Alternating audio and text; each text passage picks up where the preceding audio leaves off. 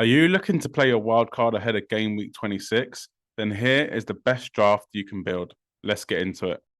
Yo, listen up, Rue is stepping up the game, where fantasy Premier League runs in his veins. From transfers to captains, he's always on top, guiding you through every game week non-stop. They say Rue got that Salah flow. Welcome to the channel, enjoy the show. Wildcards, free hits with so much vibe. If you're hunting for success, then make sure you subscribe.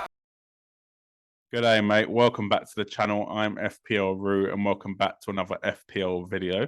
So like I said, in today's video, I'm going to be building you the ultimate wildcard draft. So a lot of people might be playing a wildcard because they're loaded up on Liverpool players. They're loaded up on players that are blanking from Spurs, Chelsea, Luton, Liverpool, and basically they're struggling to even get an 11 out or even a 10 out for game week 26. But also might be a good time to play the wildcard if you are not prepared for future double game weeks or future blank game weeks. So this does give you a chance to be prepared for that. Obviously, it's not going to be for everyone, but it is a good indication of maybe some of the players that you should be bringing in. Obviously, with wildcards around this time of season, it does really depend on your chip strategy.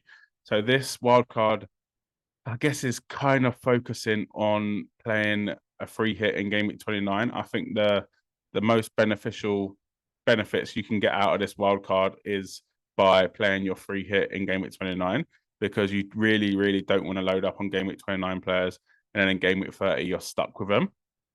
So that reason I think it is the ultimate strategy to actually play the free hit in 29 if you are wildcard in 26. Before we do get started with the team though, please make sure you do smash a like on this video. Let's try and hit 50 likes and subscribe to the channel if you are new. We're going to hit 2K before the end of the season, so hopefully you're one of them. In goal, so the two goalkeepers are Areola and Neto. So the reason I went for these two were basically for Neto because I really did want him for his double game week in game week 27, where he has two home fixtures against Sheffield United and Luton. So for me, that is ideal to have a player that is doubling in game week 28, two home games, two newly promoted sides. I think, yeah, Neto can be a really nice option. Obviously, I wanted to pair him up with someone, and I wanted someone that was relatively cheap. Could have gone for Dubravka, but his fixture in game week 26 wasn't great. It was Arsenal away, and then Areola obviously has Brentford at home, so much better fixture, and Neto has City at home. So that's why I did go for Areola. Also, Areola does play in 29, so if you did want to, I guess, transition and not play your free hit, or maybe you don't even have your free hit, then does give you an option to do that. Both keepers do come in at a pretty reasonable price. Neto 4.6 million, again, mainly for that double game week in game week 28. And Areola's 4.2 million, but I'm sure a lot of you did get him in for cheaper than that anyway. There were, I guess, contentions for Kaminsky to come in, the Luton goalkeeper, as obviously he does have a double in game week 28 as well. But for me, I think I'd much rather the Bournemouth defence. And I think that Luton, that have Doughty, who I've got on the bench here, who is very attacking. So I think I'd rather go for Doughty and go for a single Luton defender rather than double up. For the rest of the defence, I've mentioned Doughty. I've gone for Gabriel. Again, this can be Saliba if you've got the money, but I do prefer Gabriel as an option. Newcastle at home. Again, not the greatest fixture, but I think Newcastle haven't been that good away from home this season, and I think Gabriel can score headers. Arsenal's fixtures do look good over the next few game weeks, and yeah, for me, I think Gabriel and an Arsenal defender is essential in this wildcard draft. Maguire, I've also gone for. Again, Man United's fixtures do look really nice over the next few.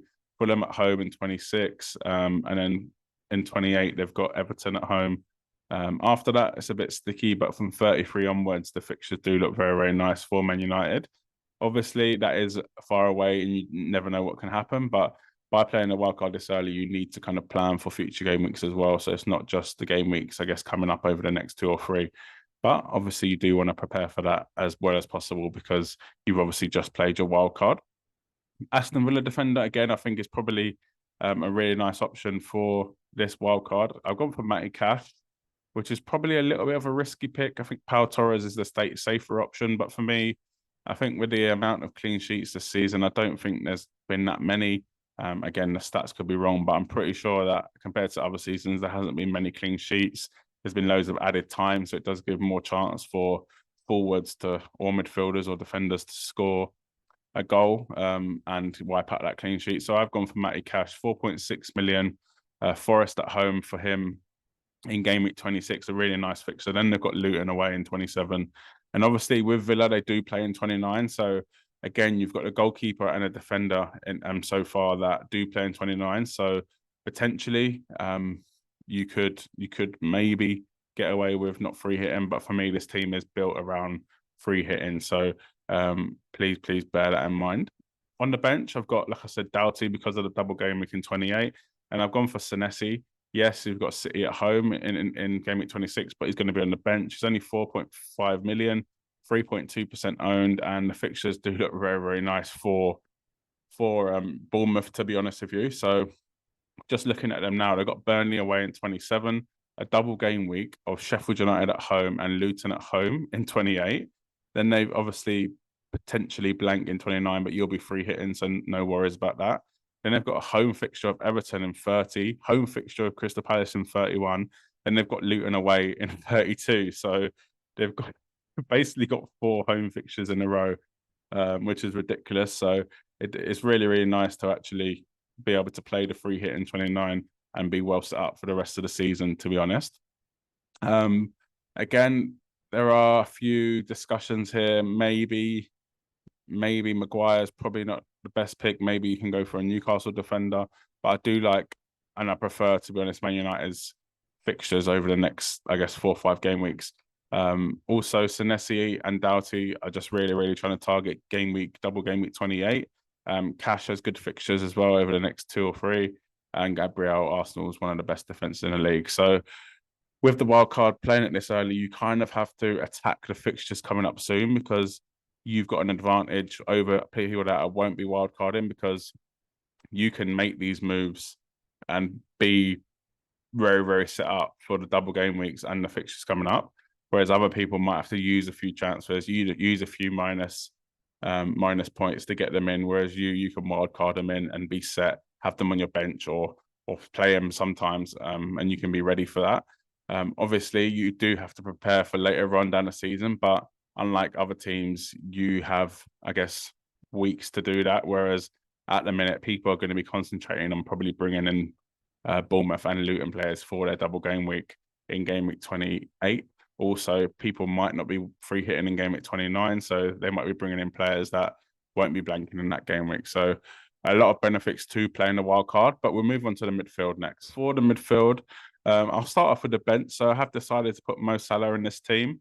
Yes, obviously he does blank in 29, but for me, that doesn't matter because the free hit will be played in game week 29 with this wildcard draft. Again, this is not my team. Just wanted to reiterate that it's just a potential wildcard draft for someone that is playing their wildcard in this game week 26. Obviously, after the blank game week in 26, he has Nottingham Forest away, then Man City at home, and then a blank potentially in game week 29, but don't worry, you'll be free hitting. Then Brighton at home, and then Sheffield United at home. So 3 home games in a row for Salah. And for me, that does look like a very, very good transfer in. Obviously, there's talks now that he might miss the Carabao Cup final, but I think he should be back for Forest away, which is not for another week or so. For me, I think Salah having him in your team does look like a really nice option. Where again, people that are not wildcarding won't be able to bring in Salah, especially those that are not free hitting in game week 29. So it does give you a very real advantage by bringing in Salah on this wildcard draft. For the starters, I've gone for Hwang. So Sheffield United at home, a really nice fixture for Wolves. Sheffield United have conceded about 10 in the last 2 game weeks, and they're shocking, to be honest. They've conceded 65 goals this season, and to be honest, that could be 100 by the end of the season. So I think Hwang and Neto and all the Wolves boys can actually have a field day in this game, and I do fancy Hwang to score a few goals. We've also got Fulham away in 28, which could be useful, and then some really nice fixtures 31 to 33 with Burnley away, West Ham at home, and Forest away. So I think Hwang, now he's back, he should be on pens now that Cunha is injured, probably injured for the rest of the season. So yeah, I do really like Hwang, especially at the price point of 5.5 million, and he's only 3.4% owned. I think he's a very nice buy for wildcard team, and especially if you're free hitting in game week 29, where he is likely to blank. Garnacho up next. I've mentioned Man United's fixtures are pretty good. So for 5 million, Garnacho is now 8.7% owned. He's got Fulham at home in 26, and then City away, which is obviously tough, but you can probably bench him for that. Then Everton at home, and then a couple of away games. Tough games, to be honest, but again, you can move him on after that. We might talk about that later on in the video, though. Garnacho has been performing very well so far, I guess, since Ten Hag has been playing him over Anthony. He's kind of made that right side his own. And to be honest, for 5 million as a 8th attacker, I do really like him. And he's probably the best 5 million or under player midfielder out there at the moment. I've kept Phil Foden in this team, so I know a lot of people do have Phil Foden. The fixtures are not great, to be totally honest with you, but I think Bournemouth away for Man City, where he is very highly, well, he's about 32% owned, 8.1 million now. I think that fixture is just too good to let go and only go in with Haaland. Don't get me wrong, Bournemouth are a very good team this season. They've been playing so well, but I think Man City are doing very well the last few games. I know they struggled against Chelsea, but the chances they created, it should have been 4-5-1, to be honest with you. So that's why I've decided to keep Foden. Whether he's going to be in the team come game week 27, that's a different conversation, but we will cover that in this video. We'll have a look how game week 27 team is looking, etc. Saka, I think, is a no-brainer probably to the end of the season, especially if you're not if you're playing your free hit in game week 29. 9 million, 60% owned. Good home fixture against Newcastle. Like I said, Newcastle haven't been great away from home this season. Then they've got Sheffield United away, Brentford at home before the likely blank, and then they've got City away after that. So not the best, I guess, after the blank for them. But Saka, there's no way I'm taking him out of this draft, because he is on fire at the minute, and he's kind of proven, I guess, his doubters wrong that might have said he is having a quiet season. Overall, there were, I guess, a few contentions in the midfield. You could have obviously gone for Son instead of probably Salah and benched Son.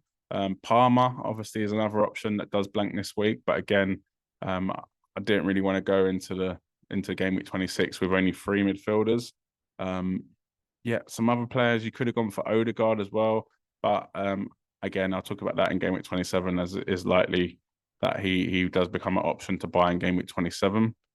Other than that, I think the midfield kind of picks itself. Yes, Garnacho, again, like I said, you could have gone for Palmer, but he doesn't play that week.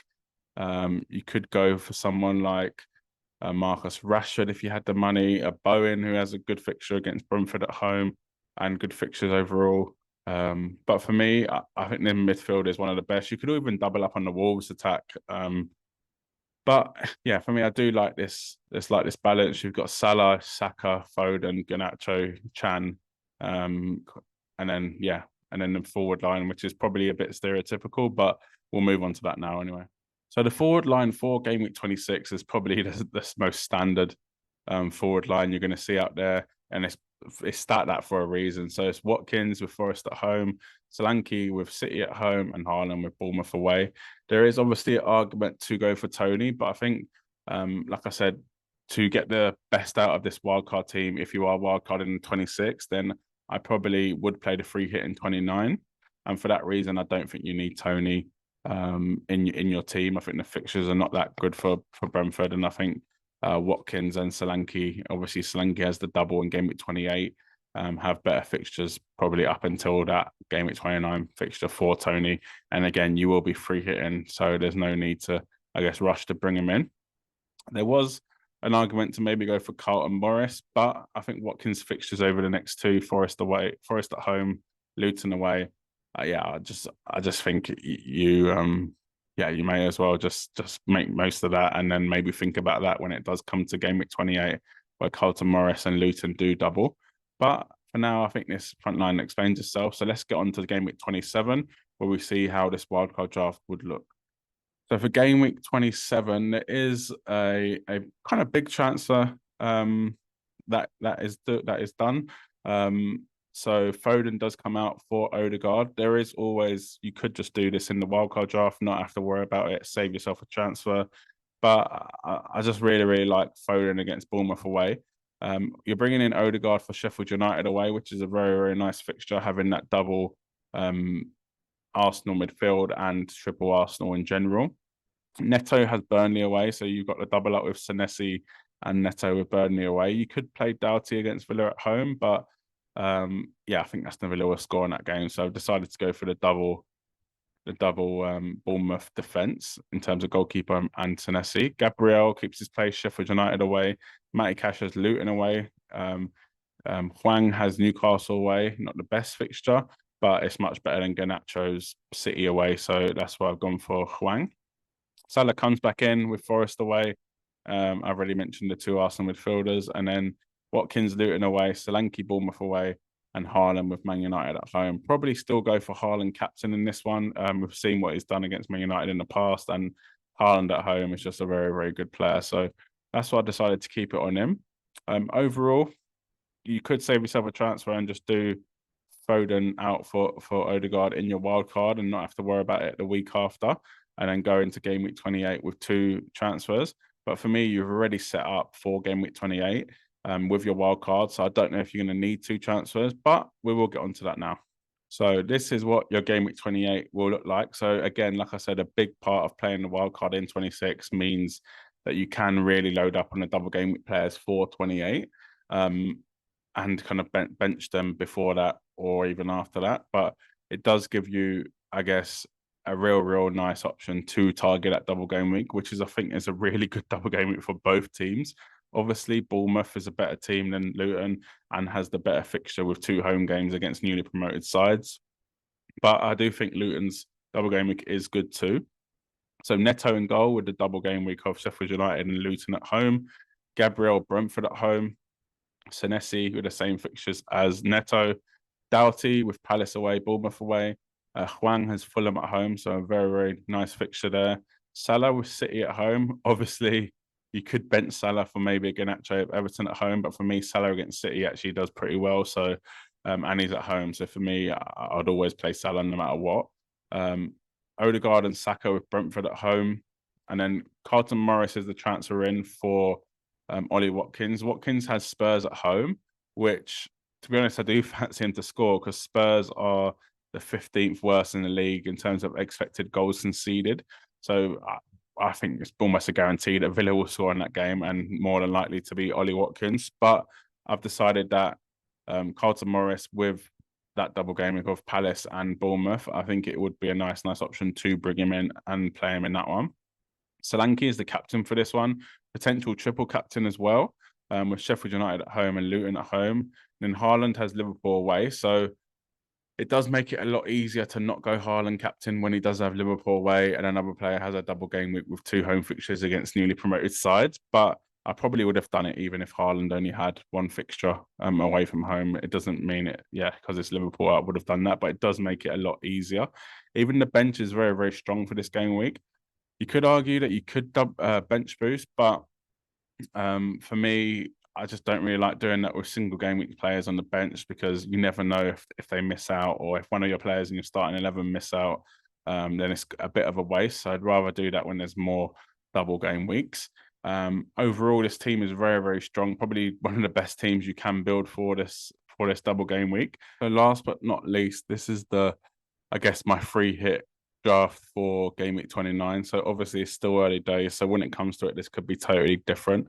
As you can see, tried to load up on Spurs and Brentford players. In goal, I did go for Martinez, so I did want to have an Aston Villa defender in there.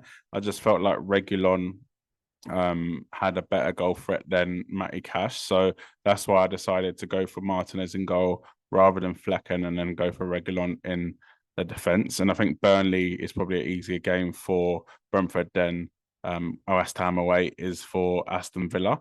So I think Martinez should have more shot faced and actually rack up a few save points.